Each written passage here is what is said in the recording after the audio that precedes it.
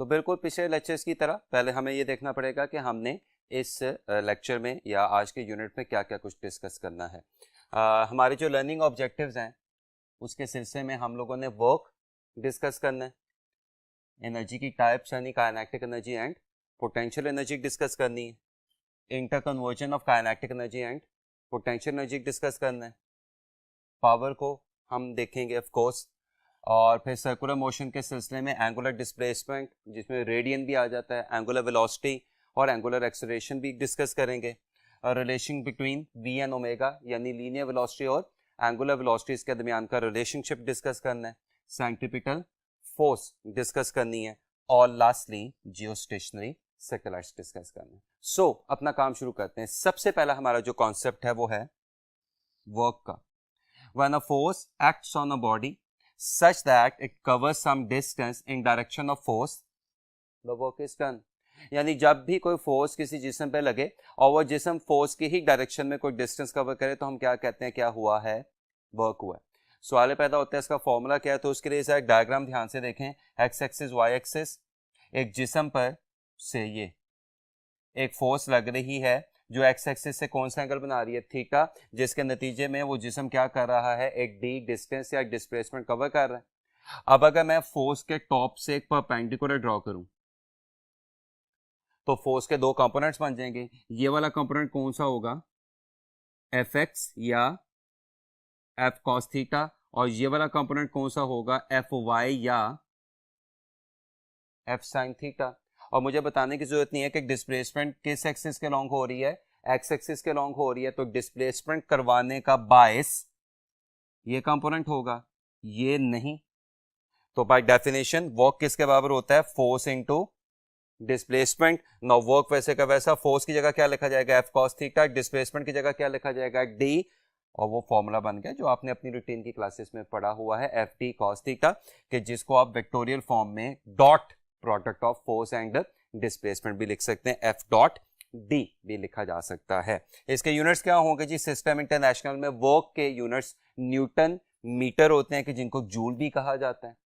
कुछ दूसरे यूनिट्स भी डिस्कस कर लें, कैलोरीज जो कि 4.18 जूल के बराबर होती है, अर्ग जो कि 10⁻⁻7 जूल के बराबर होता है, किलोवाट आवर जो कि 3.6 मेगा जूल के बराबर होता है, और इलेक्ट्रॉन वोल्ट जो कि 1.6 × 10⁻⁻19 जूल के बराबर होता है। तो कैलोरीज, अर्ग, किलोवाट आवर, इलेक्ट्रॉन वोल्ट, ये सारे क्या हैं, वर्क के यूनिट्स हैं। फिर कुछ एमसीक्यू के रिजल्ट्स कि जब एंगल 0 डिग्री होगा तो वर्क क्या हो जाएगा, एफ डी। जब यहाँ पे आप थीटा की जगह 0 रिप्लेस करेंगे तो cos 0 क्या होता है, +1, तो वर्क का आंसर क्या आ जाएगा, एफ डी। जब एंगल 180 डिग्री होगा तो cos 180 डिग्री होता है -1, तो अब वर्क का आंसर क्या आ जाएगा, -FD। जब एंगल 90 डिग्री होगा तो cos 90 क्या होता है, 0, तो कोई वर्क नहीं होगा। और अब एक और एमसीक्यू का रिजल्ट देख लें, जब एंगल 60 डिग्री होगा तो वर्क मैक्सिमम वर्क का हाफ हो जाएगा। अगर आपको ऐसे समझ नहीं आ रहा तो प्लीज इधर देखें, वर्क का फॉर्मूला क्या होता है, एफ डी कॉस थीटा। मैं जानबूझ के कुछ मिस कर गया, मैं क्या मिस कर गया, मैं एफ डी मिस कर गया, और एफ डी क्या होता है, मैक्सिमम वर्क। तो अगर यहां पे मैं थीटा की जगह क्या रिप्लेस कर दूं, 60, तो ये क्या बन जाएगा, W equals W max cos 60, और कॉस 60 क्या होता है, 1/2। इसका मतलब वर्क, मैक्सिमम वर्क का हाफ कब होगा, जब फोर्स और डिस्प्लेसमेंट में कौन सा एंगल बन रहा होगा, 60 डिग्री का एंगल बन रहा होगा। इस तरह मुख्तलिफ एंगल्स पे आप वर्क्स की वैल्यू बड़ी आसानी से क्या कर सकते हैं, कैलकुलेट कर सकते हैं। लेकिन इसमें एक टेक्निकल बात, अगर ये एंगल थीटा फोर्स और वाई एक्सिस के दरमियान गिवन हो, इससे पिछली वाली एग्जांपल में हमें थीटा किसके दरमियान गिवन था, एफ और डी के दरमियान, या एफ और एक्स एक्सिस के दरमियान। अब ये एंगल हमें किसके दरमियान गिवन है, फोर्स और वाई एक्सिस के दरमियान गिवन है। तो याद रखिएगा, फोर्स और वाई एक्सिस के दरमियान अगर कौन सा एंगल बन रहा है, थीटा, तो फोर्स और एक्स एक्सिस या डिस्प्लेसमेंट के दरमियान ये कौन सा एंगल बन रहा होगा, 90 माइनस थीटा। और अब वर्क का फॉर्मूला क्या हो जाएगा, एफ डी कॉस, और कॉस के आगे एंगल कौन सा आता है, जो एफ और डी के दरमियान बन रहा हो। एफ और डी के दरमियान कौन सा एंगल बन रहा है, 90 minus theta, cos 90 minus theta क्या होता है, साइन थीटा। तो अब वर्क का formula F D cos theta से चेंज होके क्या हो गया, एफ डी साइन थीटा हो गया। और अब एमसीक्यूज के रिजल्ट रिवर्स हो जाएंगे या मुख्तलिफ हो जाएंगे कि 0 डिग्री पे वर्क 0, 90 डिग्री पे वर्क मैक्सिमम यानी प्लस एफ डी, चूंकि साइन 90 +1 होता है, और 30 डिग्री पे वर्क मैक्सिमम वर्क का आपको क्या दिखाई दे रहा है, हाफ दिखाई दे रहा है। अच्छा, अगर फोर्स कांस्टेंट हो यानी फोर्स ना अपनी वैल्यू चेंज कर रही हो ना अपनी डायरेक्शन चेंज कर रही हो, तो फिर एफ कॉस थीटा और डी के दरमियान ग्राफ क्या आएगा, एक हॉरिजॉन्टल स्ट्रेट लाइन जो कि आपको क्या जनरेट करती दिखाई दे रही है, एक स्क्वायर या रेक्टेंगल। स्क्वायर हो या रेक्टेंगल हो, दोनों का एरिया निकालने का फॉर्मूला एक ही है, लेंथ इंटू विड्थ। तो अगर मैं इस ग्राफ का क्या निकालूं, एरिया निकालूं, लेंथ इंटू विड्थ, तो लेंथ क्या है एफ कॉस थीटा, विड्थ क्या है डी, तो लेंथ इंटू विड्थ क्या आ जाएगा, यानी area of the force displacement graph क्या आ जाएगा, एफ डी कॉस थीटा, जो किसके बराबर होता है, वर्क के। तो यहां से एमसीक्यू का बड़ा अहम रिजल्ट आ गया, the area of force displacement graph gives you the work done. लेकिन मेजॉरिटी केसेस में या रोजमर्रा जिंदगी में जिन फोर्सेस से हमारा वास्ता पड़ता है वो फोर्सेस कांस्टेंट नहीं होती, वेरिएबल होती हैं। वेरिएबल फोर्स या तो अपनी वैल्यू चेंज कर रही होगी या डायरेक्शन चेंज कर रही होगी। तो इस सिचुएशन में फोर्स और डिस्प्लेसमेंट का ग्राफ को रैंडम शेप आएगी। तो आप इस रैंडम शेप में भी यही रूल लगेगा कि आप वर्क निकालने के लिए ग्राफ का क्या निकालेंगे, एरिया। लेकिन अब हम क्या करेंगे कि ग्राफ को n number of small intervals में क्या कर देंगे, डिवाइड कर देंगे। ये इंटरवल इतने स्मॉल हैं कि ऑलमोस्ट किसको अप्रोच कर रहे हैं, 0। इसका क्या मतलब है कि इंटरवल इतने स्मॉल हैं कि अगर कोई फोर्स में कोई चेंज हो भी रही है तो वो इतनी मामूली हो जाएगी कि फोर्स एक इंटरवल के लिए कैसे बिहेव करना शुरू कर देगी, लाइक अ कांस्टेंट। और फिर आप क्या करेंगे, इन तमाम n नंबर ऑफ इंटरवल्स का एरिया या वर्क निकाल के, टोटल वर्क निकालने के लिए तमाम n नंबर ऑफ इंटरवल्स के एरिया या वर्क को क्या कर देंगे, प्लस कर देंगे। आई एम श्योर आपने रूटीन की क्लासेस में ये बहुत डिटेल तरीके से पढ़ा होगा। इसी बात को थोड़ा सा एक्सप्लेन करने के लिए मैंने एक किस्म का एमसीक्यू लिखा हुआ है, ऑप्शंस नहीं लिखी हुई, लेकिन एमसीक्यू यहाँ पे आपको दिखाई दे रहा है। ये फोर्स डिस्प्लेसमेंट ग्राफ है कि जिसका बिहेवियर आपको ये दिखाई दे रहा है। अभी मैंने आपके साथ 2 दफा डिस्कस किया कि फोर्स डिस्प्लेसमेंट ग्राफ से अगर वो आपको क्वेश्चन में कह देता है कि क्या फाइंड करें, वर्क फाइंड करें, तो आपको ग्राफ का क्या निकालना पड़ेगा, एरिया। यहाँ पे आपको ग्राफ 2 एरियाज कवर करता दिखाई दे रहा है, एक ऊपर वाला और एक ये नीचे वाला। तो मैंने साथ में कैलकुलेशन और सॉल्यूशन लिखा हुआ है कि अब वर्क फाइंड करने के लिए आपको दोनों एरियाज को क्या करना पड़ेगा, ऐड करना पड़ेगा। एरिया निकालने का formula in case of rectangle या स्क्वायर क्या होता है, लेंथ इनटू विड्थ। तो पहले जब मैं इस पोर्शन का एरिया निकालूं तो लेंथ आपको कितनी दिखाई दे रही है, 10, विड्थ कितनी आपको दिखाई दे रही है, 5। तो इस पोर्शन का वर्क या इस पोर्शन का एरिया क्या आएगा, 10 इंटू 5 या प्लस 10 इंटू 5। और जब मैं यही प्रोसीजर इस नीचे वाले जिसको मैंने रेड कलर से शेड किया हुआ है एरिया के लिए करूंगा, तो अब इसका भी एरिया या वर्क क्या आएगा, लेंथ इंटू विड्थ। इसकी लेंथ आपको क्या दिखाई दे रही है, -10। इसकी विड्थ आपको कहां से कहां तक जाती दिखाई दे रही है, 5 से 10 तक। तो इसका एरिया क्या आ जाएगा, -10 into 5। Now this is 50, this is -50। इस केस में वर्क क्या हो जाएगा, 0 हो जाएगा। सो इस तरह से आप फोर्स डिस्प्लेसमेंट ग्राफ का एरिया निकाल के फोर्स डिस्प्लेसमेंट ग्राफ की मदद से आप किसी भी जिस्म पर किया गया या किसी भी जिस्म का किया गया वर्क फाइंड कर सकते हैं। थोड़ा सा बात को और आगे लेके चलें, अभी वर्क का ही सिलसिला जारी है। तो work done bye spring is half F x. और आगे आपको पता है एक बड़ा मशहूर लॉ है जो क्या कहलाता है, हुक्स लॉ, जिसके मुताबिक एफ किसके बराबर होता है, के एक्स के। तो फिर हाफ एफ एक्स में अगर मैं इस एफ की जगह के एक्स रिप्लेस कर दूं तो क्या बन जाएगा, हाफ के एक्स स्क्वायर। और अगर मैं इस x की जगह f ओवर के रिप्लेस कर दूं तो क्या बन जाएगा, f स्क्वायर ओवर 2k। तो ये सारे work done bye spring system के फॉर्मूलाज हैं। इसमें f क्या है, अप्लाइड फोर्स, x क्या है, उस फोर्स के नतीजे में पैदा होने वाली स्प्रिंग में एक्सटेंशन, और के आप सबको पता क्या कहलाता है, स्प्रिंग कांस्टेंट या फोर्स कांस्टेंट। अब यहां पे एमसीक्यू का अगेन 2 बड़े सिंपल से रिजल्ट बन जाते हैं कि अगर फोर्स कांस्टेंट हो और स्प्रिंग कांस्टेंट डिफरेंट हो, मैं फिर बोल रहा हूं, अगर फोर्स कांस्टेंट हो और स्प्रिंग कांस्टेंट डिफरेंट हो तो फिर वर्क्स की रेशियो स्प्रिंग कांस्टेंट की रेशियो का इनवर्स होती है। ये फॉर्मूला में दिखाई भी दे रहा है, अगर F कांस्टेंट है और 2 कांस्टेंट है तो वर्क स्प्रिंग कांस्टेंट के क्या दिखाई दे रहा है आपको, इनवर्सली प्रोपोर्शनल। तो W1 बाय W2 किसके बराबर आ जाएगा, डेफिनेटली K2 बाय K1 के बराबर आ जाएगा। आगे चलें, लेकिन अगर स्प्रिंग कांस्टेंट हो, यानी दोनों स्प्रिंग का स्प्रिंग कांस्टेंट क्या हो, सेम हो, लेकिन दोनों स्प्रिंग्स पे फोर्स सेम ना लग रही हो, तो फिर वर्क फोर्स के स्क्वायर के डायरेक्टली प्रोपोर्शनल हो जाता है। ये भी यहाँ पे आपको दिखाई दे रहा है, अगर के कांस्टेंट होगा तो वर्क फोर्स के स्क्वायर के डायरेक्टली प्रोपोर्शनल हो जाएगा। तो अब वर्क्स की रेशो दोनों फोर्सेस की रेशो के स्क्वायर के बराबर हो जाएगी। तो यहाँ से जाहिर सी बात है एमसीक्यूज के काफी सारे रिजल्ट बन सकते हैं। अगेन वर्क का सिलसिला अभी भी जारी है। वर्क एंड टॉक एक नया फॉर्मूला जो नॉर्मली रूटीन की क्लासेस में हम नहीं पढ़ते। वर्क किसके बराबर होता है? Force into displacement. अभी कुछ देर में हम जाके पढ़ेंगे। आई एम श्योर आपने पहले भी रूटीन की क्लासेस में पढ़ा होगा कि एस किसके बराबर होता है? R theta. तो डब्ल्यू इक्वल्स एफ एस क्या बन गया? F R theta. इसमें आर को एफ के साथ ले जाए तो क्या बन जाएगा? R F theta. और आर एफ क्या होता है? टॉक। तो वर्क का फॉर्मूला एफ एस भी होता है और वर्क का फॉर्मूला टॉ इंटू थीटा भी होता है, जिसमें एफ क्या है? फोर्स, एस क्या है? डिस्प्लेसमेंट, टॉ क्या है? टॉक, और थीटा क्या है? Angular displacement. और याद रखिएगा सेंटीमीटर फोर्स कोई वर्क परफॉर्म नहीं करती, क्योंकि सेंटीमीटर फोर्स में आपको पता है सेंटीमीटर फोर्स किसकी तरफ होती है? सेंटर की तरफ अलोंग रेडियस। और सर्कुलर पाथ में डिस्प्लेसमेंट किसके अलोंग होता है? टेंजेंट के अलोंग। तो अगर फोर्स रेडियस के अलोंग है और डिस्प्लेसमेंट टेंजेंट के अलोंग है, तो आपको पता है सर्कल के लिए रेडियस और टेंजेंट हमेशा एक दूसरे के परपेंडिकुलर होते हैं। तो यहाँ पे फोर्स और डिस्प्लेसमेंट में कौन सा एंगल बन रहा होगा? 90। और अभी हमने डिस्कस किया cos 90 जीरो होता है। तो सेंटीमीटर फोर्स कोई वर्क नहीं करती। सेंटीमीटर फोर्स पूरे सर्कल में कोई वर्क नहीं करती। सेंटीमीटर फोर्स इवन आधे सर्कल में भी कोई वर्क नहीं करेगी। सेंटीमीटर फोर्स सर्कल के मखसूस पोर्शन में भी कोई वर्क कर ही नहीं सकती, याद रखिएगा। अब कुछ एमसीक्यूज की तरफ चलें जरा। When object moves against gravity, the work done by gravity and change in potential energy respectively are। जब ऑब्जेक्ट ग्रेविटी के अगेंस्ट मूव कर रहा हो तो इसका मतलब क्या? ऑब्जेक्ट किधर जा रहा है? ऊपर।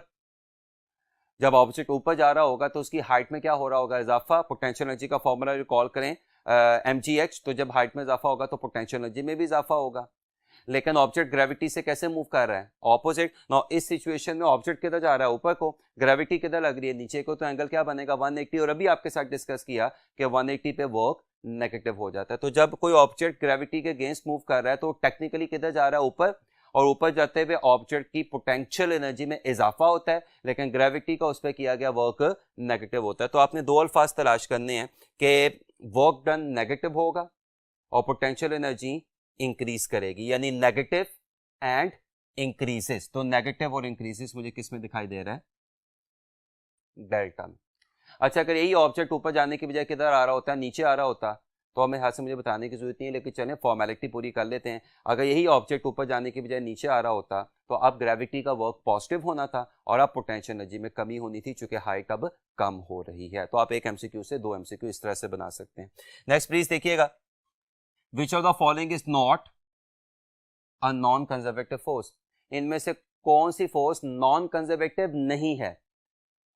तो नॉन कंजर्वेटिव फोर्स का ना होना बेसिकली फोर्स का कंजर्वेटिव होना, यानी जो फोर्स नॉन कंजर्वेटिव नहीं होगी वो एक्चुअली कंजर्वेटिव फोर्स होगी। और कंजर्वेटिव फोर्स कौन सी फोर्स होती है?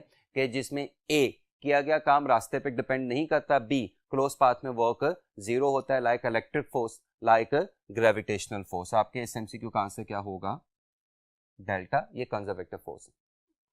चलें, वर्क पे मेरे से काफी डिटेल डिस्कशन होगी, बात को थोड़ा आगे लेके चलते हैं। Power, rate of doing work, काम करने की शरह क्या कहलाता है? क्या कहलाती है? पावर कहलाती है। एवरेज पावर क्या होती है? Delta W over delta T. और अगर मैं पावर का फोर्स और वेलोसिटी से रिलेशनशिप निकालूं तो वो क्या होता है? एफ डॉट वी या एफ वी कॉस थीटा। इसमें एफ क्या है? फोर्स, वी क्या है? वेलोसिटी, और थीटा क्या है? फोर्स और वेलोसिटी में बनने वाला एंगल। पावर के यूनिट्स क्या होते हैं सिस्टम इंटरनेशनल में? जूल पर सेकंड या वॉट।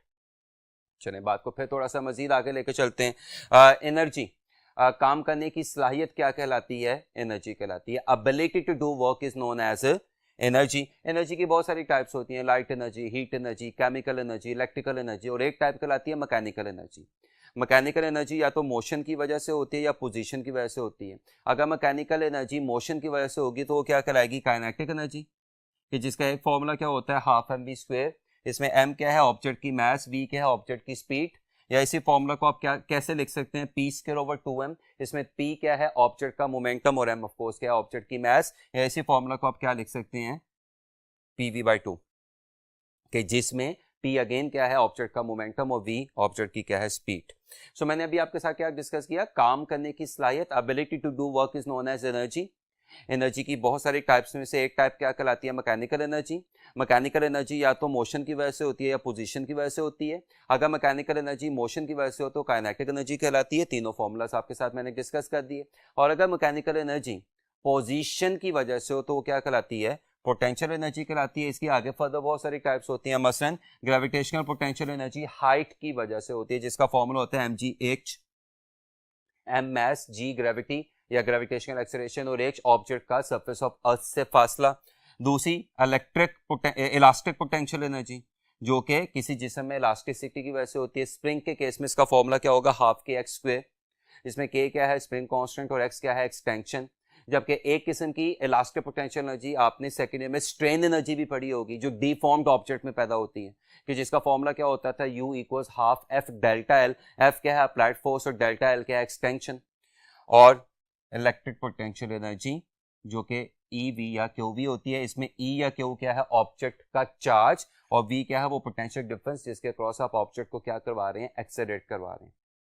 चूंकि काइनेटिक एनर्जी वेलोसिटी के स्क्वायर के डायरेक्टली प्रोपोर्शनल होती है, तो अगर मैं KE और V स्क्वायर का ग्राफ बनाऊंगा तो वो क्या आएगा, एक स्ट्रेट लाइन।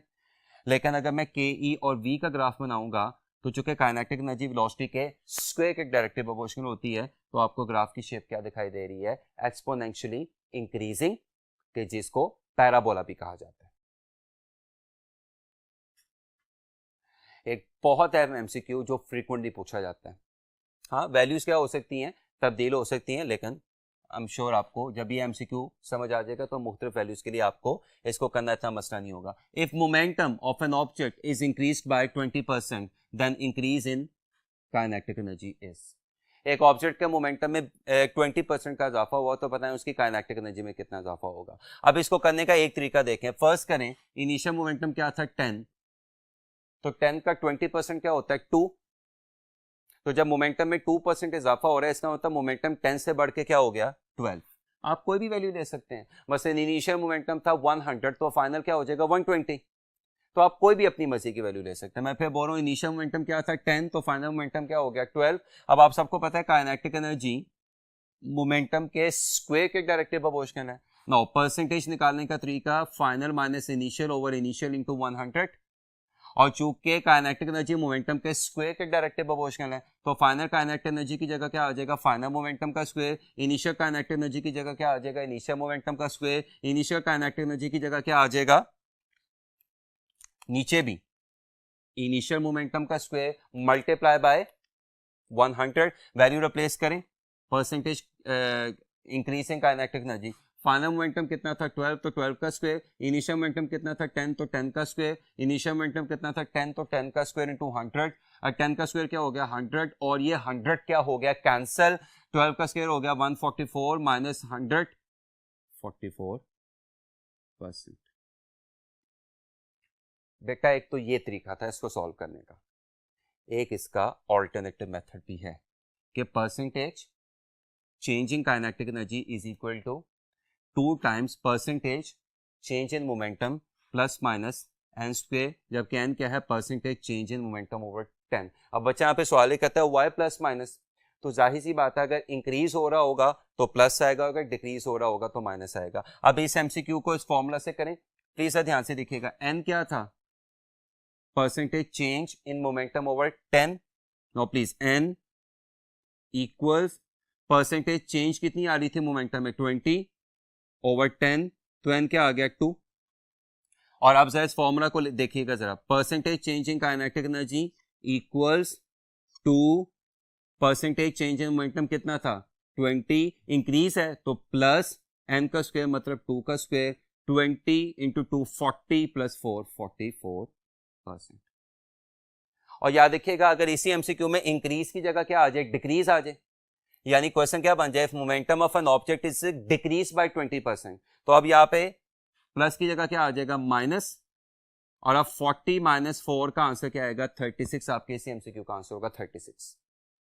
और रिवर्स फॉर्मूला भी एग्जिस्ट करता है। मसलन if kinetic energy is increase by 44%, तो फिर मोमेंटम कितना इंक्रीज होगा, तो इसके लिए भी formula percentage increase in momentum is equal to final kinetic energy in percentage का square root multiply by 10 minus 100। आगे मैं यहाँ से कैलकुलेशन अगर मैं ना भी बताऊं आप कर सकते हैं। Final kinetic energy in terms of percentage क्या थी, 12 का स्क्वायर यानी 144 का square root multiply by 10 minus 100। ये क्या है 144 का स्क्वायर रूट यानी 12, 12 into 10 120, 120 minus 100 is 20%। So hopefully ये शॉर्टकट्स आपको अच्छे तरीके से समझ आ गए होंगे। बात को थोड़ा और आगे लेके चलते हैं। नेक्स्ट जो बात हमने करनी है वो है वर्क एनर्जी प्रिंसिपल, जिसके मुताबिक वर्क डन किसके बराबर होता है, चेंज इन काइनेटिक एनर्जी, या वर्क डन किसके बराबर होता है, चेंज इन पोटेंशियल एनर्जी, या वर्क डन किसके बराबर होता है, change in kinetic energy plus change in potential energy, या वर्क डन किसके बराबर होता है, डेल्टा यू यानी change in any form of energy. तो जब भी एनर्जी की किसी भी किस्म में कोई चेंज आएगी तो क्या होगा, वर्क होगा। इसी को समझने के लिए एक एमसीक्यू प्लीज देखिएगा। अ loaded and unloaded bus are moving with same kinetic energy. Both are stopped by equal retarding forces such that they cover distance of S1 and S2 before stopping. Then option A, S1 is greater than S2. Option B, S1 is less than S2. Option C, S1 equals S2. Option D, none of these. अभी आपके साथ discuss किया work energy principle के मुताबिक work is equal to change in kinetic energy. यहां से अगर मैं वर्क की जगह क्या लिख लूं, F इंटू एस, तो ये क्या बन जाएगा, change in kinetic energy. No यहां से S क्या आ जाएगा, change in kinetic energy over force. अब प्लीज जरा दोनों जो बसेस थी उनकी इनिशियल काइनेटिक एनर्जी क्या थी, सेम, और फाइनल काइनेटिक एनर्जी क्या थी, जीरो। चूंकि दोनों को इवेंचुअली रोक दिया गया है तो दोनों बसेस के लिए चेंज इन काइनेटिक एनर्जी का फैक्टर सेम, और दोनों बसेस के लिए आप देख सकते हैं कि रिटार्डिंग फोर्सेस भी क्या लग रही हैं, जो ब्रेक्स लग रही हैं, जो बसेस को रोक रही हैं, वो भी क्या है, सेम। इसका मतलब दोनों बसेस के लिए चेंज इन काइनेटिक एनर्जी का फैक्टर सेम, दोनों बसेस को रोकने वाली फोर्सेस सेम, तो दोनों बसेस का रुकते रुकते इवेंचुअली कवर किया हुआ फासला यानी S1 और S2 भी एक दूसरे के क्या होंगे, इक्वल होंगे। आपके इस एमसीक्यू का आंसर क्या आएगा, चार्ली, यानी S1 equals S2। White board दोबारा शुरू करते हैं।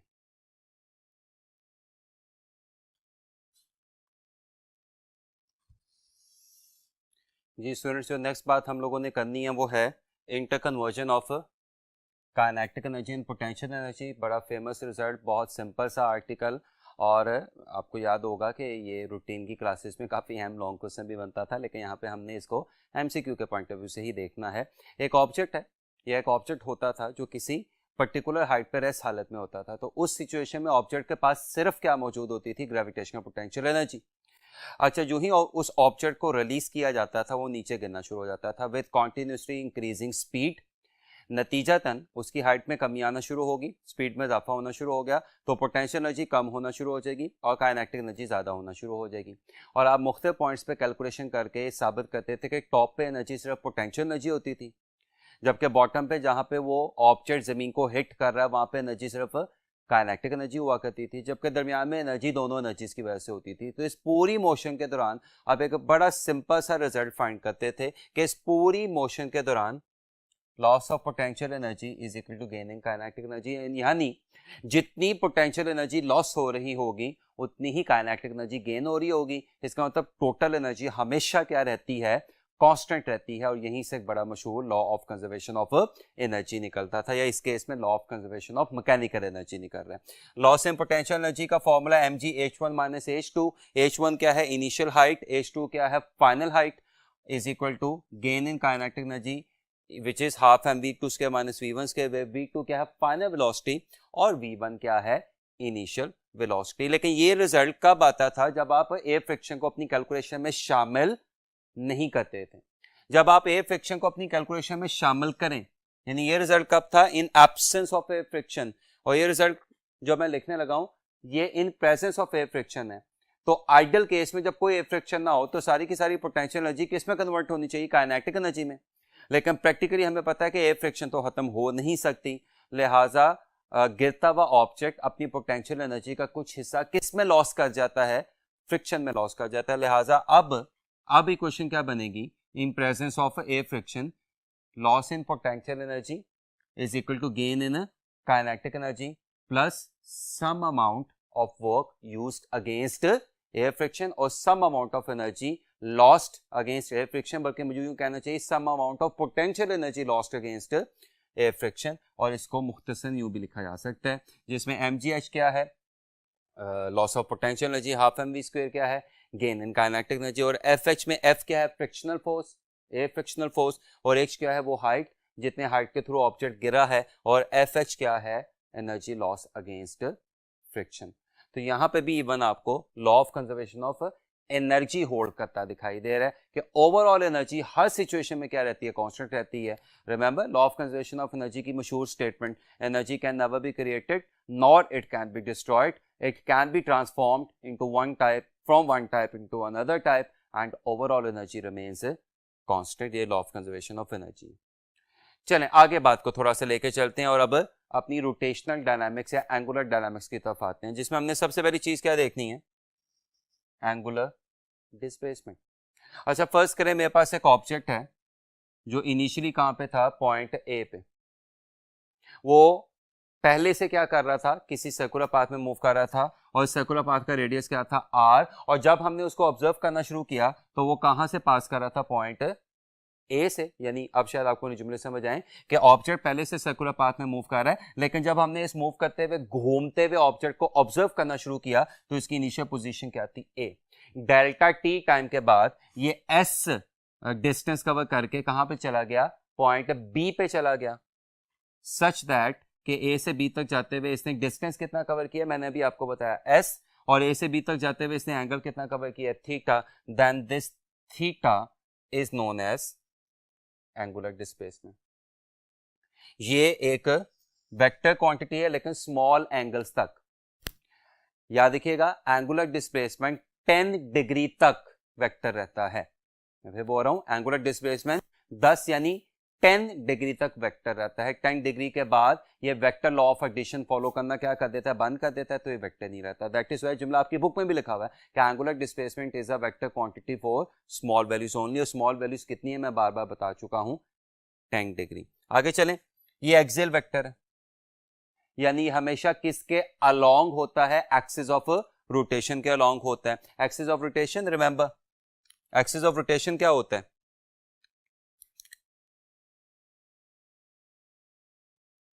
सेंटर ऑफ रोटेशन से पास करने वाली एक इमेजिनरी लाइन कि जिसके गिर्द ऑब्जेक्ट क्या कर रहा होता है, सर्कुलर पाथ में मूव कर रहा होता है, वो क्या कहलाता है, लाइन ऑफ रोटेशन या एक्सिस ऑफ रोटेशन। तो angular displacement is an axial vector, ये हमेशा किसके लॉन्ग होता है, एक्सिस ऑफ रोटेशन के लॉन्ग होता है। इसका सिस्टम इंटरनेशनल में यूनिट क्या होता है, रेडियन, जबकि रेडियन किसके बराबर होता है, 57.3 डिग्री। इसका बड़ा सिंपल सा मतलब है कि radian is greater than degree, और इस थीटा का एस से रिलेशनशिप क्या है, S is equal to R theta, जिसमें एस और थीटा में पहले ही एक्सप्लेन कर चुका हूं, और आर किसको शो कर रहा है, सर्कुलर पाथ के ऑर्बिटल रेडियस को। चलिए बात को थोड़ा और आगे लेके चलते हैं, angular velocity. Remember linear velocity v, time rate of change of linear displacement is known as linear velocity. तो अब इस डेफिनेशन में लीनियर की जगह एंगुलर चेंज कर दें, एंगुलर वेलोसिटी बन जाएगी। क्या मतलब, time rate of change of angular displacement is known as angular velocity. Remember v क्या होता था, delta S over delta T.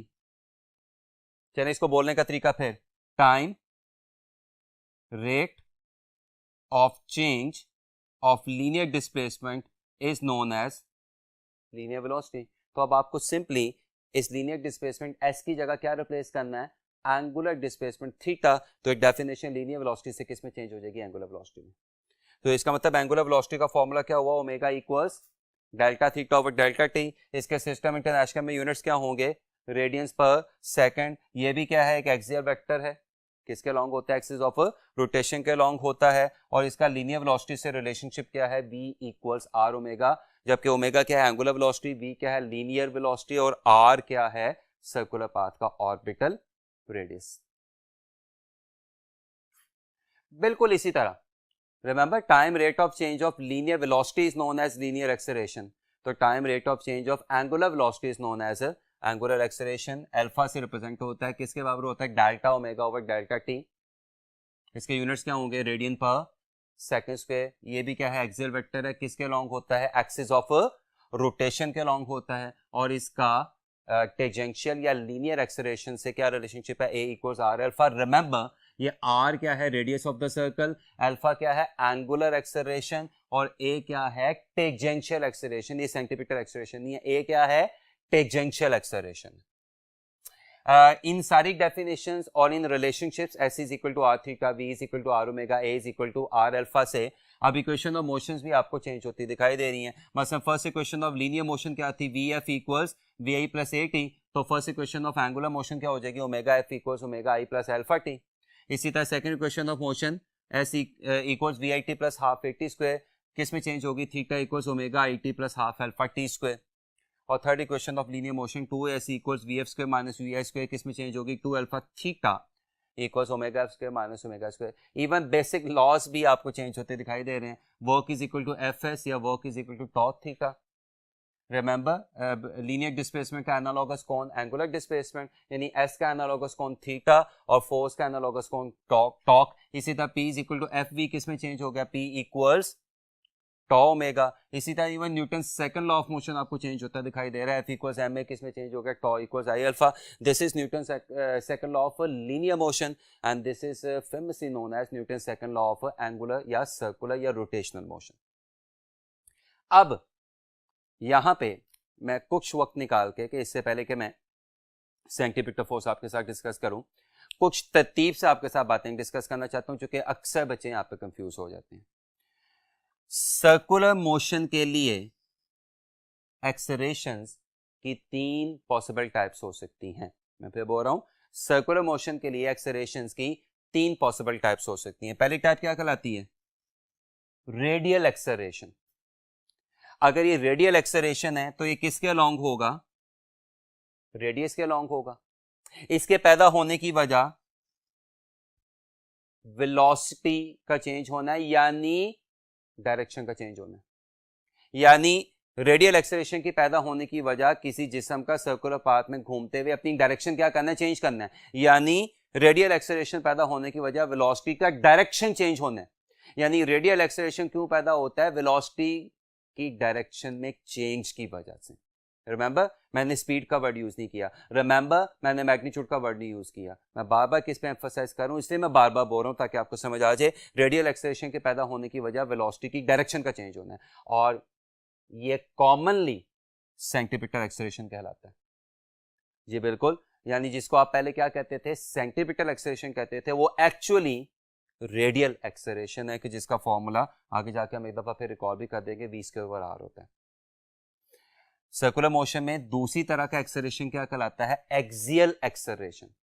ये एक्सियल एक्सेलरेशन है तो फिर किसके लॉन्ग होगा, एक्सिस ऑफ रोटेशन के लॉन्ग होगा, और इसके पैदा होने की वजह ओमेगा यानी एंगुलर वेलोसिटी का चेंज होना है। और ये वही है जो अभी हमने कुछ देर पहले पढ़ा, यानी angular acceleration omega over T से आने वाला angular acceleration alpha equals delta omega over delta T.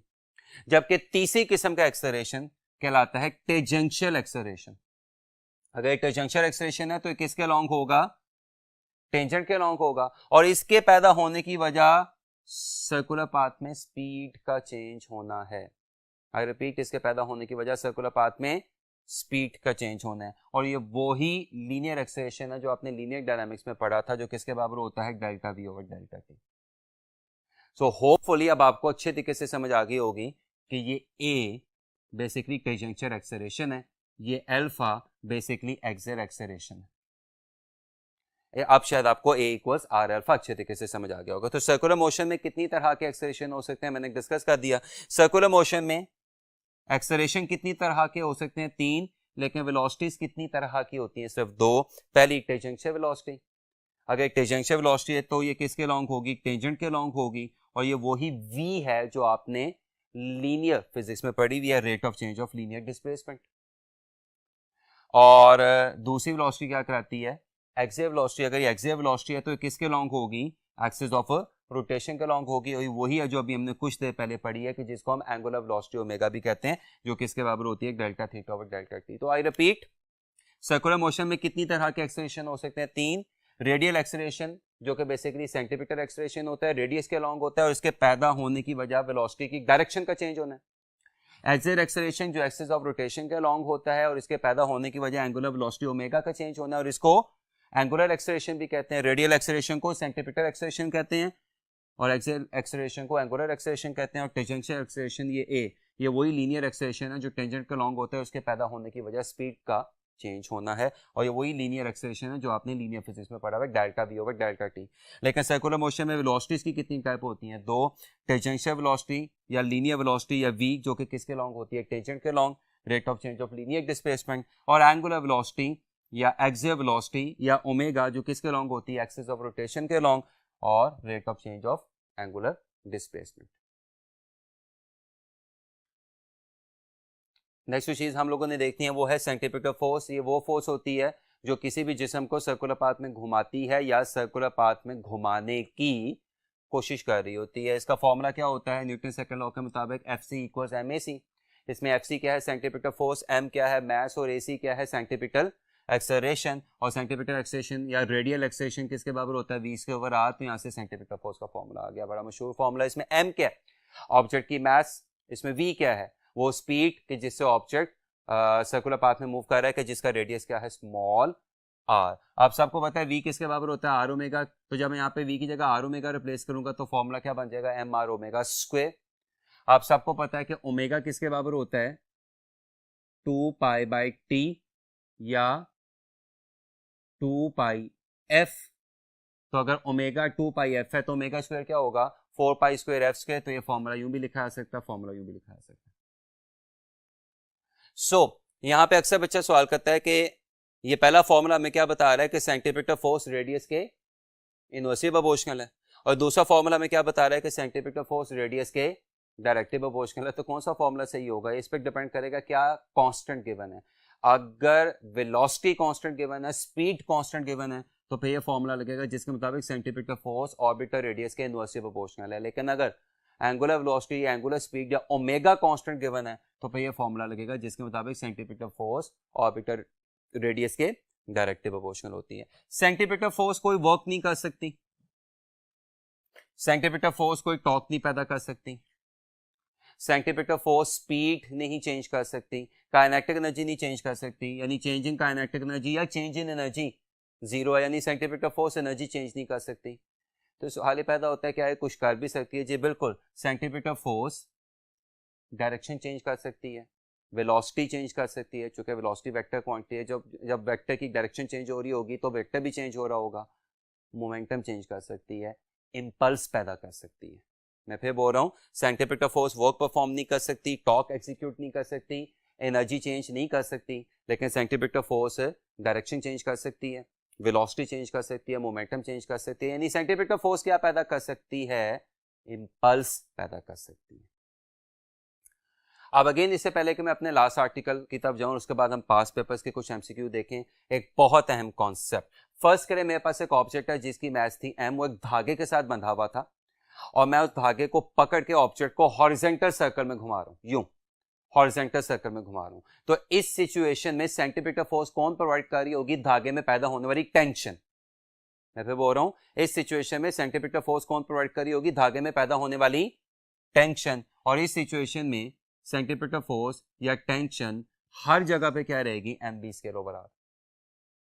लेकिन ये सिचुएशन इतनी सिंपल नहीं है। ये तो एक सिंपल सा रिजल्ट किसके लिए आ गया? हॉरिजॉन्टल सर्कल के लिए आ गया। व्हाट इफ के वर्टिकल सर्कल हो, यानी व्हाट इफ के वही मैस हो, वही पत्थर हो, वही ऑब्जेक्ट हो, उसको मैं धागे के साथ बांध के उस धागे को, उस मैस को वर्टिकल सर्कल में यूं घुमाना शुरू कर दूं।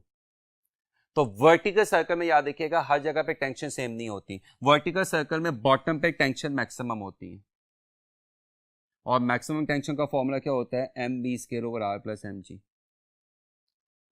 और वर्टिकल सर्कल में टॉप पे टेंशन मिनिमम होती है, और टॉप पे टेंशन का फॉर्मूला क्या होता है? mv square over r minus mg।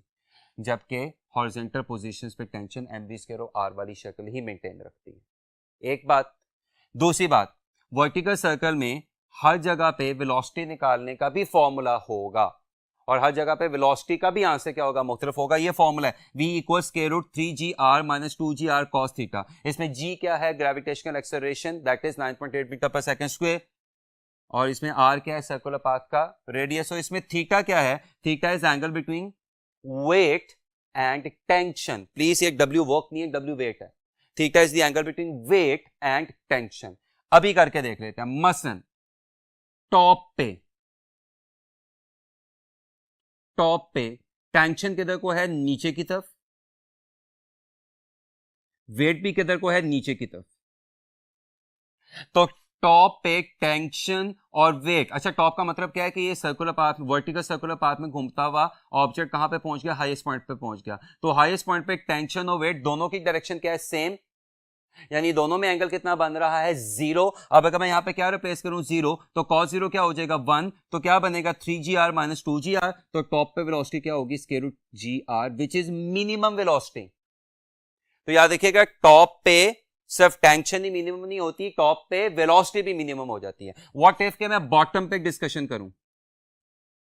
Now bottom पे ध्यान से, टेंशन होगी ऊपर की तरफ और वेट ऑफ कोर्स किधर होगा, नीचे की तरफ। चलें यूं आपको थोड़ा सा समझाने के लिए कहा देता। टेंशन होगी ऊपर की तरफ, वेट होगा नीचे की तरफ। अब बॉटम पे टेंशन और वेट एक दूसरे से क्या है, ऑपोजिट। ऑपोजिट के लिए कौन सा एंगल बनता है, 180। जब मैं यहां पे 180 रिप्लेस करूंगा तो cos 180 क्या आ जाएगा, -1, वो माइनस के साथ कैंसिल होकर प्लस हो जाएगा। बॉटम पे वेलोसिटी आ जाएगी square root 5gr, which is maximum velocity. तो इसका मतलब बॉटम पे सिर्फ टेंशन ही मैक्सिमम नहीं होती, बॉटम पे वेलोसिटी भी मैक्सिमम हो जाती है। ये बड़े इंटरेस्टिंग रिजल्ट है और अभी इनका सिलसिला जारी है। व्हाट इफ कि ऑब्जेक्ट यहां पे पहुंच गया हो, कि धागा हॉरिजॉन्टल हो गया हो। अब इस सिचुएशन में टेंशन किधर को आपको दिखाई दे रही है, सेंटर की तरफ, और वेट किधर को होगा, नीचे की तरफ। अब टेंशन और वेट में कौन सा एंगल बन रहा है, 90। अब अगर मैं यहां पे क्या रिप्लेस करूंगा, 90, तो अब यहां पे चूंकि cos 90 होता है 0, तो अब यहां पे वेलोसिटी का फॉर्मूला क्या आ जाएगा, स्क्वायर रूट 3gr। इसका मतलब टॉप पे velocity square root gr, bottom पे वेलोसिटी स्क्वायर रूट 5gr, और दरमियान में जब धागा हॉरिजॉन्टल हुआ हुआ है तो velocity square root 3gr। Last article, जिसके बाद हम पास पेपर्स के एमसीक्यू डिस्कस करेंगे। जियोस्टेशनरी सैटेलाइट, ऐसी सैटेलाइट कि जिसका ऑर्बिटल टाइम पीरियड जमीन के स्पिन टाइम पीरियड से मैच कर जाए। अब आपको पता है जमीन का स्पिन टाइम पीरियड कितना होता है, जमीन अपने गिर्द एक चक्कर कितनी देर में पूरा करती है, 24 आवर्स में। तो अगर ये सैटेलाइट भी जमीन के गिर्द एक चक्कर कितनी देर में पूरा करे, 24 आवर्स में पूरी करे, तो ये सैटेलाइट क्या कराएगी, जियो स्टेशनरी या जियो सिंक्रोनस सैटेलाइट कराएगी, कि जिसके लिए सैटेलाइट का ऑर्बिटल टाइम पीरियड अर्थ के स्पिन टाइम पीरियड यानी 24 आवर्स के इक्वल हो जाता है। और 24 आवर्स के इक्वल होने का क्या मतलब है कि सैटेलाइट जमीन के साथ साथ क्या करेगी, ऑर्बिट करेगी। तो ये सैटेलाइट जमीन के हिसाब से रुकी होगी, यानी ये सैटेलाइट हमें जमीन के हिसाब से, जमीन के लिहाज से with respect to earth stationary हालत में दिखाई देगी और जमीन के किसी एक पॉइंट के ऊपर ही हैंगओवर करती महसूस होगी। That is why this is known as geostationary satellite या geosynchronous satellite. Geostationary का मतलब जमीन के लिहाज से रुका होना, और जियो सिंक्रोनस का मतलब जमीन के हिसाब से सिंक्रोनाइज हो जाना, यानी जमीन के हिसाब से अपना टाइम पीरियड जमीन जैसा कर लेना। इस सैटेलाइट का ऑर्बिटल रेडियस क्या होता है, ये रिमेंबर, ये आर क्या है, सैटेलाइट के सर्कुलर पाथ का ऑर्बिटल रेडियस, या ये आर क्या है, सैटेलाइट से लेकर जमीन के सेंटर ऑफ अर्थ तक का फासला। अगर मैं इसको समझाने के लिए एक डायग्राम आपके साथ शेयर कर दूं तो बात शायद आसान हो जाए कि if this is earth and this is that geostationary satellite orbiting around the earth with a time period of 24 hours, तो सैटेलाइट से लेके जमीन के सेंटर तक का ये फासला, ये पूरा फासला क्या कहलाएगा, स्मॉल आर, जो किसके बराबर होगा, आर प्लस एच। इसमें आर क्या है, सेंटर से लेके तो सरफेस तक का फासला यानी जमीन का रेडियस, और इसमें एच क्या है, सरफेस से लेके सैटेलाइट तक की हाइट। तो जियोस्टेशनरी सैटेलाइट के सर्कुलर पाथ का ऑर्बिटल रेडियस यानी स्मॉल आर, या जियोस्टेशनरी सैटेलाइट का जमीन के सेंटर ऑफ अर्थ से फासला स्मॉल आर किसके बराबर होता है, GMT स्क्वायर 4π²। इसमें कैपिटल जी क्या है, universal gravitational constant 6.67 × 10⁻11 newton metre square पर किलोग्राम स्क्वायर। इसमें कैपिटल एम क्या है, mass of the earth 6 × 10⁻24 kilogram. इसमें टी क्या है, 24 आवर्स। पाई ऑफ कोर्स 3.14 है, तो ये स्मॉल आर की वैल्यू आ गई. This is the orbiter radius of the geostationary satellite, और 4.23 into 10⁴ kilometre, this is the distance of geostationary satellite from centre of the अर्थ. और अगर हम इस डिस्टेंस में से रेडियस ऑफ अर्थ क्या कर दें, माइनस कर दें, तो this is the height of geostationary satellite from the surface of the earth at equator. तो ये जियोस्टेशनरी सैटेलाइट का सेंटर ऑफ अर्थ से फासला, और ये जियोस्टेशनरी सैटेलाइट का इक्वेटर पे सरफेस ऑफ अर्थ से फासला. एक जियोस्टेशनरी सैटेलाइट की ऑर्बिटर वेलोसिटी कितनी होती है, तकरीबन 3.1 किलोमीटर पर सेकंड. एक जियोस्टेशनरी सैटेलाइट लॉन्गिट्यूडनल वाइज कितना एंगल कवर करती है, 120 डिग्री. तो इसका मतलब पूरी जमीन को कवर करने के लिए आपको कम से कम कितनी सैटेलाइट चाहिए होंगी, 3 सैटेलाइट चाहिए होंगी. जियोस्टेशनरी सैटेलाइट का कॉम्बिनेशन या सिस्टम इंटरसैट सिस्टम कहलाता है, जिसको 126 कंट्रीज गवर्न कर रही हैं. ये जो जियोस्टेशनरी सैटेलाइट का इंटरसैट सिस्टम है, it works on the basis of microwaves, यानी एक टेलीकम्युनिकेशन के लिए किन इलेक्ट्रोमैग्नेटिक वेव्स का सहारा लेता है, माइक्रोवेव्स का, कि जिनकी फ्रीक्वेंसी क्या होती है 4, 6, 11, 14 गीगाहर्ट्ज. एक जियोस्टेशनरी सैटेलाइट तकरीबन 30,000 टू वे कॉल्स और 3 टीवी चैनल्स को दिए को गवर्न कर सकती है, को स्टोर कर सकती है. फाइनल बात, जिसके बाद हम पास पेपर्स के एमसीक्यू की तरफ आएंगे. यहां से एक बड़ा अहम रिलेशनशिप आपको निकलता दिखाई दे रहा है कि orbiter radius is directly proportional to T⁻²/3. Orbiter radius is directly proportional to T⁻²/3, यानी किसी भी सैटेलाइट के लिए ऑर्बिटर रेडियस टाइम पीरियड की पावर 2/3 के क्या होता है, डायरेक्टली प्रोपोर्शनल होता है. जस्ट लाइक प्रीवियस लेक्चर्स, हम अपनी बात को किससे वाइंड अप करेंगे, कुछ पास पेपर्स के एमसीक्यू से वाइंड अप करेंगे. तो सिलसिला शुरू करें जरा पास पेपर्स के एमसीक्यूज का. तो इस सिलसिले में पहला एमसीक्यू प्लीज देखिएगा. 4 particles have same kinetic energy then which has maximum momentum. Proton, electron, positron, alpha particle. तो अभी हम लोगों ने फॉर्मूला देखा था, अगर आपको याद हो, कि काइनेटिक एनर्जी किसके बराबर होती है, p²/2m. तो यहां से p² किसके बराबर आ जाएगा, 2m काइनेटिक एनर्जी. तो यहां से p किसके बराबर आ जाएगा, √2m काइनेटिक एनर्जी. इसमें ke क्या है, काइनेटिक एनर्जी, m क्या ऑब्जेक्ट की मास, p क्या ऑब्जेक्ट का मोमेंटम. जरा कॉन्स्टेंट्स पे थोड़ा सा गौर कर लें. 2 कांस्टेंट, काइनेटिक एनर्जी कांस्टेंट. चूंकि तमाम पार्टिकल्स की काइनेटिक एनर्जी क्या है, कांस्टेंट है, तो इसका क्या मतलब हुआ, इस केस में momentum is directly proportional to square root of mass. तो इन चारों पार्टिकल्स में से सबसे ज्यादा मोमेंटम किसका होगा, जिसकी मास सबसे ज्यादा होगी. इन चारों पार्टिकल्स में इलेक्ट्रॉन और पॉजिट्रॉन सबसे हल्के पार्टिकल्स हैं. उसके बाद कौन आता है, प्रोटॉन, थोड़ा सा भारी हो गया. और इन चारों पार्टिकल्स में से the most massive one is alpha particle. Alpha particle की मास सबसे ज्यादा, तो अल्फा पार्टिकल का मोमेंटम भी सबसे ज्यादा होगा. नेक्स्ट एमसीक्यू देखिएगा, यानी आपके इस एमसीक्यू का आंसर क्या होगा, डेल्टा, यानी alpha particle. Next MCQ please देखिएगा.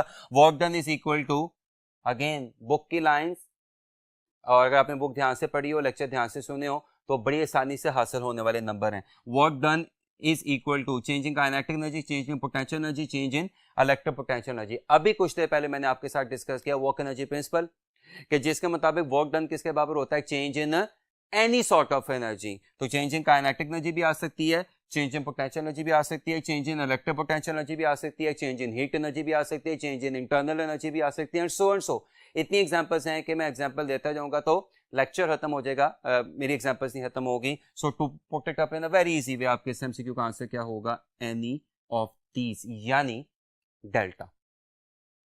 व्हाइट बोर्ड दोबारा शुरू करते हैं.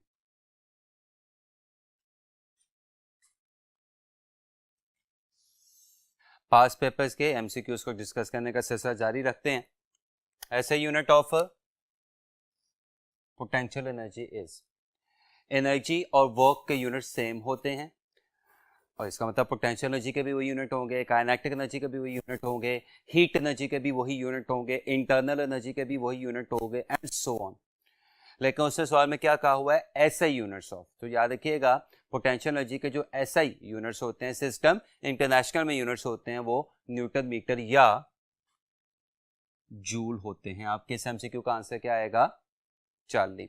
नेक्स्ट एमसीक्यू प्लीज देखिएगा, a body falls freely under the gravity, its velocity is v when it has lost a potential energy of u, the mass of the body is। अच्छा, एक object ने गिरना शुरू किया, फ्रीली फॉल करना शुरू किया, तो आपको पता है उसकी पोटेंशियल एनर्जी किस में कन्वर्ट होना शुरू हो जाएगी, काइनेटिक एनर्जी में कन्वर्ट होना शुरू हो जाएगी, पोटेंशियल एनर्जी लॉस होना शुरू हो जाएगी, स्पीड और काइनेटिक एनर्जी गेन होना शुरू हो जाएगी। भारत जी तो बेसिक कॉन्सेप्ट है। क्वेश्चन क्या है, जब उसकी पोटेंशियल एनर्जी कितनी लॉस्ट हो गई u, तो उसकी स्पीड क्या बन गई v। बताएं इस ऑब्जेक्ट की मास क्या है। Law of conservation of mechanical energy, जिसके मुताबिक increase in kinetic energy equals decrease in potential energy. No, kinetic energy में कितनी इंक्रीज हुई, अगर इनिशियल काइनेटिक एनर्जी 0 ले ली जाए, चूंकि वो ड्रॉप हुआ है, तो याद रखिएगा कि जब वो ड्रॉप हुआ होगा और अपनी मोशन को एक सर्टेन पॉइंट से रेस्ट हालत में स्टार्ट कर रहा होगा, तो इनिशियल काइनेटिक एनर्जी 0 होगी, तो final kinetic energy will be increasing kinetic energy, that is half mv square, और डिक्रीज इन पोटेंशियल एनर्जी को उसने क्या नाम दिया हुआ है, u का।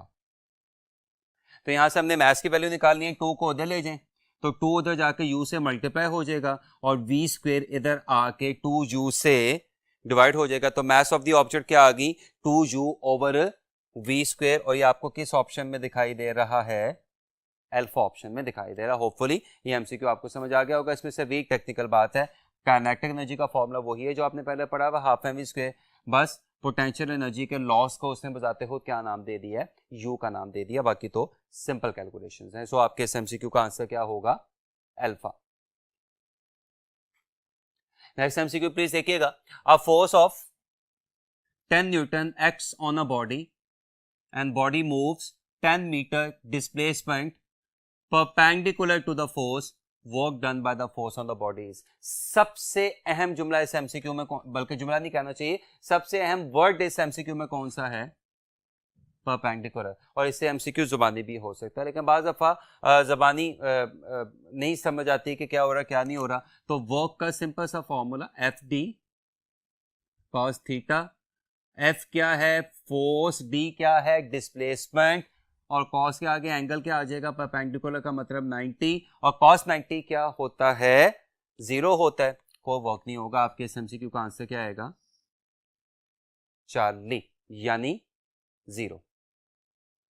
प्लीज नेक्स्ट एमसीक्यू देखिएगा, ये सारे पास पेपर्स के एमसीक्यूज हैं, तो इनसे आपको थोड़ा सा कॉन्फिडेंस भी मिलेगा कि बहुत ज्यादा मुश्किल एमसीक्यू भी नहीं आते हैं, मैं ये हरगिज़ नहीं कह रहा नहीं आते, लेकिन बहुत ज़्यादा मुश्किल एमसीक्यू सारे के सारे नहीं होते। कुछ एमसीक्यू बीच में इतने आसान होते हैं कि अगर आपने बेसिक लेक्चर्स दिए हों और बुक की रीडिंग अच्छे तरीके से की हो, तो फिर वो सीधे साधे आसानी से हासिल होने वाले नंबर होते हैं। The curve flight of a fighter plane at high speed requires a large. Curve flight का मतलब क्या है, सर्कुलर पाथ में मूव करना। तो सर्कुलर पाथ में मूव करने के लिए और आसानी से मूव करने के लिए आपको जाहिर सी बात है किसकी जरूरत पड़ेगी, अ लार्ज सेंटीमीटर फोर्स। आपके इस एमसीक्यू का आंसर क्या होगा, बीटा, यानी सेंटीमीटर फोर्स। नेक्स्ट एमसीक्यू देखिएगा, angle subtended by an arc equal to the radius is. अगर आपको यूनिट नंबर 1 का लेक्चर याद हो, अपनी फर्स्ट ईयर का चैप्टर नंबर 1 का चैप्टर याद हो, तो वहां पे भी मेंशन हुआ है, हमने यहाँ पे भी डिस्कस किया था कि अगर आर्क की लेंथ सर्कल के रेडियस के बराबर हो जाए, तो वो आर्क अपने सर्कल के सेंटर पे कौन सा एंगल बना रही होती है, 57.3 डिग्री का, जो किसके बराबर होता है, 1 रेडियन के। तो आपके एमसीक्यू का आंसर क्या होगा, radian. Remember 1 radian 1 degree 1 revolution, all of this, answer क्या होगा 1 रेडियन। जबकि मैं पहले भी बता चुका हूं, चलिए एक दफा फिर, कि रेवोल्यूशन सबसे बड़ा एंगल है, फिर रेडियन आता है, फिर डिग्री आता है। तो बहरहाल आपके एमसीक्यू का आंसर क्या है, 57.3 डिग्री बनाने वाला 1 रेडियन, यानी अल्फा। नेक्स्ट एमसीक्यू देखिएगा, work done bye centimetre forces. ये भी एम कैट में पूछा गया हुआ क्वेश्चन है, पास पेपर्स में पूछा गया हुआ क्वेश्चन है। सो याद रखिएगा, ये मैं पहले ही डिस्कस कर चुका हूं। आपके एमसीक्यू का आंसर क्या होगा, चार्ली 0। रिमेंबर मैंने आपको बताया था सेंटीमीटर फोर्स वर्क नहीं करती, सेंटीमीटर फोर्स टॉर्क नहीं पैदा कर सकती, सेंट्रीपिटल फोर्स एनर्जी चेंज नहीं करवा सकती, सेंट्रीपिटल फोर्स सिर्फ क्या कर सकती है, इंपल्स पैदा कर सकती है, यानी सेंट्रीपिटल फोर्स सिर्फ मोमेंटम या वेलोसिटी चेंज कर सकती है, डायरेक्शन चेंज कर सकती है। नेक्स्ट एमसीक्यू प्लीज देखिएगा, when a person lifts a body from ground the work done by his applied force is, जब कोई शख्स किसी ऑब्जेक्ट को, फॉर एग्जांपल मैं इस मार्कर को ग्राउंड से लिफ्ट करके ऊपर लेके जा रहा हूं, तो इसमें कोई शक नहीं है कि ग्रेविटी का वर्क क्या होगा, नेगेटिव, चूंकि डिस्प्लेसमेंट किधर हो रही है, ऊपर, ग्रेविटी की फोर्स किधर लग रही है, नीचे एंगल कौन सा बनेगा, 180 cos 180 क्या होता है -1, तो ग्रेविटी का वर्क इस मार्कर पे क्या होगा, नेगेटिव। लेकिन मेरा हाथ जो इस मार्कर को ऊपर की तरफ मूव करवा रहा है, वो फोर्स किधर को लगा रहा है, ऊपर की तरफ, और डिस्प्लेसमेंट भी किधर को हो रही है, ऊपर की तरफ। अब इस सिचुएशन में फोर्स और डिस्प्लेसमेंट से कौन सा एंगल बनेगा, 0 डिग्री का, और अब इस सिचुएशन में वर्क पॉजिटिव हो जाएगा। इसका मतलब जब आप किसी चीज को यूं उठा के ऊपर लेके जाते हैं तो उस चीज पे ग्रेविटी का वर्क क्या होता है, नेगेटिव, लेकिन आपका अपना वर्क क्या होता है, अल्फा, यानी पॉजिटिव। होपफुली ये कॉन्सेप्ट आपको समझ आ गया होगा। नेक्स्ट एमसीक्यू प्लीज देखिएगा, if kinetic energy of the particle is quadrupled, 4 गुना ज्यादा हो जाए, इट्स मोमेंटम विल। आज अभी हमने डिस्कशन में ये फॉर्मूला पढ़ा है, P इक्वल्स के रूट 2m के ई। ये क्या शो कर रहा है कि मोमेंटम काइनेटिक एनर्जी के स्क्वायर रूट के डायरेक्टली प्रोपोर्शनल है। देखें, if kinetic energy of a particle का मतलब पता क्या है, पार्टिकल पहले भी वही था, पार्टिकल अब भी वही है, और इसका क्या मतलब हुआ, इसका बड़ा सिंपल सा मतलब ये है कि 2 कांस्टेंट और मास कांस्टेंट, सो वेरिएबल 2 आ गए, मोमेंटम और काइनेटिक एनर्जी, और मोमेंटम काइनेटिक एनर्जी के स्क्वायर रूट के डायरेक्टली प्रोपोर्शनल आपको दिखाई दे रही है। तो अगर काइनेटिक एनर्जी में इजाफा होगा तो मोमेंटम में भी इजाफा होगा, लेकिन मोमेंटम काइनेटिक एनर्जी के नहीं, बल्कि मोमेंटम काइनेटिक एनर्जी के स्क्वायर रूट के डायरेक्टली प्रोपोर्शनल आपको दिखाई दे रहा है। इसका क्या मतलब हुआ, इसका बड़ा सिंपल सा मतलब है कि मोमेंटम काइनेटिक एनर्जी के बढ़ने से बढ़ेगा तो सही, लेकिन स्क्वायर रूट टाइम्स बढ़ेगा, यानी अगर काइनेटिक एनर्जी में कितने गुना इजाफा हुआ, 4 टाइम्स, तो मोमेंटम में स्क्वायर रूट 4 टाइम्स इजाफा होगा, यानी मोमेंटम कितना हो जाएगा पहले के मुकाबले में, डबल। प्लीज नेक्स्ट एमसीक्यू देखिएगा, angular speed of minute hand of mechanical watches. Now angular speed omega का फॉर्मूला क्या होता है, 2 पाई बाई टी, अभी डिस्कस किया, जबकि टी क्या है, time period, time required to complete 1 rotation in a circular path. Now please यहीं पे रुक के जरा पहले थोड़ा सा मैकेनिकल वॉच के बारे में एनालिसिस पढ़ने की कोशिश करते हैं। मैकेनिकल वॉच, या जिसको हम एनालॉग वॉच भी कहते हैं, नीडल्स या सुइयों वाली घड़ी भी हम कहते हैं, उसमें आपको पता है 3 नीडल्स होती हैं, 3 हैंड्स होते हैं, या 3 सुइयां होती हैं, सेकंड वाला हैंड यानी सेकंड वाली सुई, minute hand and hour hand. Second hand का टाइम पीरियड होता है 60 सेकंड, यानी 1 मिनट, यानी सेकंड हैंड एक चक्कर कितनी देर में पूरा करता है, 60 सेकंड में या 1 मिनट में। तो अगर ये एमसीक्यू किसका होता, सेकंड हैंड का होता, तो यहां पे टी की जगह क्या आ जाता, 1 मिनट या 60 सेकंड। आवर हैंड घंटे वाली सुई या घंटे वाला जो बाजू होता है सुई का, उसका वॉच का, आवर हैंड का टाइम पीरियड कितना है, यानी आवर हैंड एक चक्कर कितनी देर में पूरा करता है, 12 घंटे में। आवर हैंड टाइम, जो आवर हैंड है उसका टाइम पीरियड कितना है, 12 आवर्स, यानी आवर हैंड एक चक्कर कितनी देर में पूरा करेगा, 12 आवर्स में। तो अगर एमसीक्यू किसका होता, आवर हैंड का होता, तो यहां पे टी की जगह क्या आ जाता, 12 आवर्स या 12 आवर्स। लेकिन एमसीक्यू किसका है, मिनट हैंड का। तो जो घड़ी की मिनटों वाली सुई होती है, जो घड़ी का मिनट हैंड होता है, वो एक चक्कर, एक रोटेशन कितनी देर में पूरी करता है, 1 आवर में या 60 मिनट्स में। मैं फिर बोल रहा हूं, मिनट वाला हैंड एक चक्कर कितनी देर में पूरा करता है, 1 आवर में या 60 मिनट्स में। तो इसका मतलब अब ओमेगा किसके बराबर आ जाएगा, 2 पाई बाय, और टी की जगह क्या आ जाएगा, 1 आवर या 60 मिनट्स, और 2 और 60 आपस में कैंसिल हो जाएगा, तो क्या बनेगा, पाई बाय 30 रेडियंस पर मिनट। आपके इस एमसीक्यू का आंसर क्या होगा,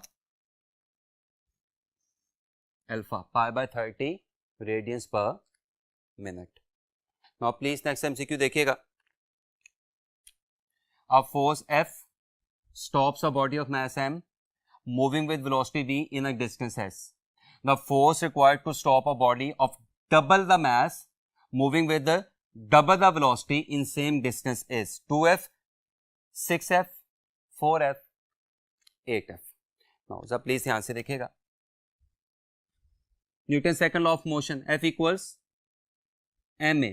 जबकि आप सबको पता है थर्ड इक्वेशन ऑफ मोशन क्या होती है, 2as equals v f square minus v i square. तो यहां से अगर मैं ए की वैल्यू निकाल लूं तो फोर्स क्या आ जाएगी, एफ इक्वल्स एम, और ए की जगह क्या आ जाएगा, v f square minus v i square over 2s. No final velocity क्या है, 0 है, चूंकि उसने किसका वर्ड यूज किया हुआ है, स्टॉप्स का. और इनिशियल वेलोसिटी क्या है, v. तो इसका क्या मतलब होगा कि vf की जगह क्या आ जाएगा 0 और vi की जगह क्या आ जाएगा v. तो ये रिटार्डिंग फोर्स है, माइनस साइन के साथ क्या बन जाएगी, minus m we square over 2s. Not 2 constant part of the formula, s constant, चूंकि इसने कहा हुआ है कि दोनों सिचुएशन में रुकने का डिस्टेंस क्या सेम है. इसका क्या मतलब हुआ, ये रिटार्डिंग फोर्स मास और वेलोसिटी के स्क्वायर के डायरेक्टली प्रोपोर्शनल है. तो आगे तो आप क्वेश्चन जबानी भी हो सकता है. दूसरी सिचुएशन में मास भी क्या हो गया डबल और वेलोसिटी भी क्या होगी डबल. तो m की जगह 2 का फैक्टर आएगा, लेकिन v की जगह चूंकि v के ऊपर स्क्वायर है तो 2 के स्क्वायर का फैक्टर आएगा. 2 का स्क्वायर क्या होगा 4, 4 इंटू 2 क्या होगा 8. तो अगर पहले फोर्स कितनी लग रही थी रोकने के लिए 1 न्यूटन, तो अब फोर्स कितनी लगेगी 8 न्यूटन. अगर पहले फोर्स कितनी लग रही थी 2 न्यूटन, तो अब कितनी लगेगी 16 न्यूटन. यानी फोर्स में 8 गुना 8 टाइम्स इजाफा हो गया. अगर पहले फोर्स कितनी लग रही थी F, तो अब नई फोर्स कितनी लगेगी 8F यानी डेल्टा. नेक्स्ट एमसीक्यू प्लीज देखिएगा. A stationary particle explodes in two particles of masses m1 and m2 which move in opposite direction with velocities v1 and v2. The ratio of kinetic energy is 1 alpha option 1 beta m2 by m1 Charlie m1 v2 over m2 v1 delta m1 by m2. Now please सबसे पहले law of conservation of momentum, जिसके मुताबिक initial momentum must be equal to final momentum. Initial momentum क्या था 0 because initially the particle was in a state of rest. जबकि final momentum क्या होगा m1 v1 minus m2 v2. अब अच्छा यहाँ पे सवाल कहता है आपने माइनस क्यों लिखा, चूंकि उसने सवाल में मेंशन किया हुआ है कि आफ्टर एक्सप्लोजन पार्टिकल 2 मैसेज में डिवाइड हुआ है और वो 2 मैसेज आफ्टर एक्सप्लोजन एक दूसरे से अलग होने के बाद एक दूसरे से कैसे मूव कर रही हैं, ऑपोजिट मूव कर रही हैं. तो पहले वाले का मोमेंटम m1 v1, दूसरे वाले का मोमेंटम माइनस m2 v2. अब इसके साथ प्लस लिख लें, इसके साथ माइनस लिख लें, डजंट मेक अ डिफरेंस. तो यहां से अगर मैं m2 v2 को इधर ले आऊं तो m1 v1 equals m2 v2. तो यहां से v1 बाई v2 क्या आ जाएगा m2 बाय m1. ये प्लीज ये अपने ज़हन में रखिएगा. तो आगे चलते हैं. आपने क्या करना था, दोनों पीसेस की काइनेटिक एनर्जीज की रेशियो निकालनी थी, यानी ke1 over ke2 equals half m1 v1 square over half m2 v2 square. So ke1 over ke2 equals half half क्या हो गया कैंसल, क्या बना m1 bye m2 into v1 bye v2 का होल स्क्वायर. अगले स्टेप में जरा ध्यान से देखिएगा, ke1 over ke2 equals m1 m2 और v1 बाय v2 क्या था m2 bye m1. I repeat, v1 by v2 क्या था m2 बाई m1. तो v1 बाई v2 का स्क्वायर क्या होगा m2 square over m1 square. एक m2 एक m2, एक m1 कैंसिल हो जाएगा. तो इन दोनों पार्टिकल्स की काइनेटिक एनर्जीज की रेशियो क्या आएगी m2 बाय m1. आपके इस एमसीक्यू का आंसर क्या होगा बीटा. नेक्स्ट एमसीक्यू देखिएगा. Which of the following statement shows no work is done?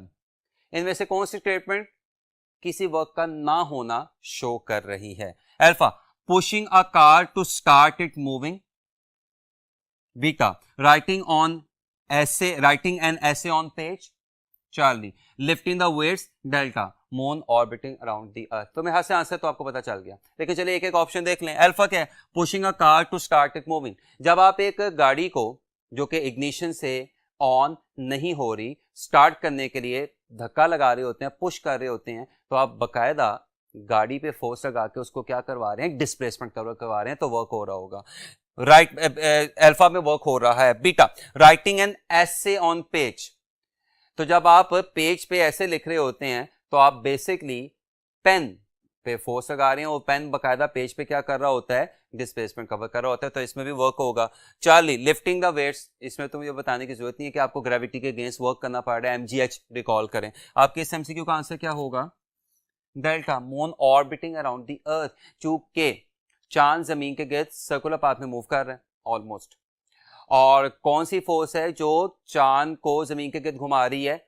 Gravitational force. यानी ग्रेविटेशनल फोर्स यहां पे कैसे बिहेव कर रही है? लाइक अ, जी बिल्कुल, सेंट्रीपिटल फोर्स। और सेंट्रीपिटल फोर्स कोई वर्क नहीं करती, तो इस स्टेटमेंट, डेल्टा स्टेटमेंट में कोई वर्क नहीं हो रहा होगा।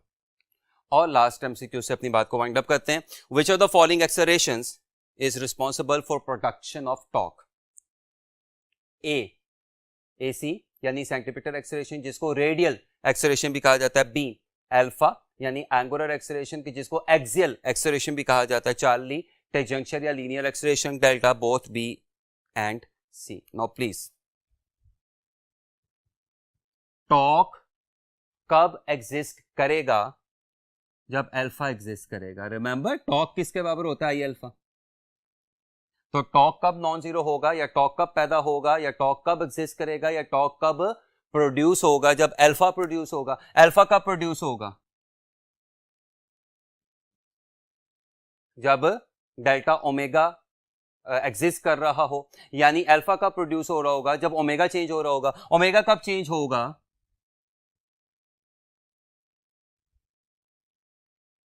जब स्पीड चेंज हो रही होगी, और स्पीड के चेंज होने से क्या पैदा होगा? Tangential acceleration.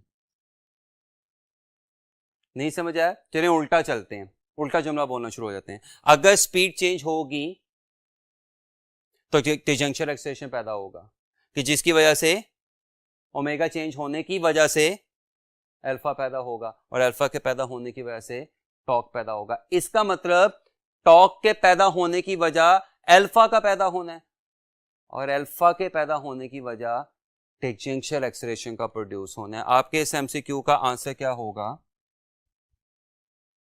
चार्ली, यानी टेंजेंशियल एक्सेलरेशन।